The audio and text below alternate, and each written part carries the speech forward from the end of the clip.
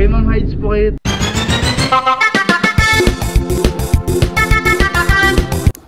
Yo, what's up mga umaga mga halit magandang gabi sa inyong lahat mga boy. At kung oras nyo ito na papanood all over the world ngayong araw mga boy, may order naman ako at napakarami ng aking order ngayong araw mga boy.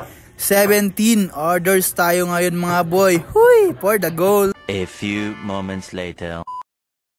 At fast forward nga tayo dyan mga boy, sa finished product na nga siya mga boy, at for deliver na lang siya papuntang trabaho mga boy. Syempre ako naman ang magdi-deliver ngayon. Ayan na nga mga boy, tignan nyo naman yung kalunos-lunos na sitwasyon ko sa may jeep. Huy! Ang init.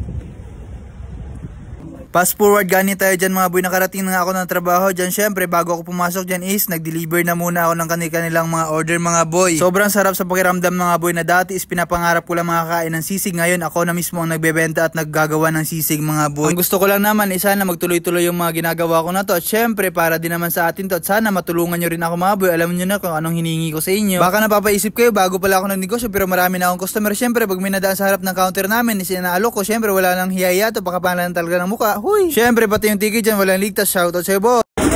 Ganun naman. Boss, ayun. Isang bagsakan naman dyan boss. Siyempre, panalo. O yun. Sarap boy. Sarap boy. Grabe naman yan, tinatago mo Ate Bet.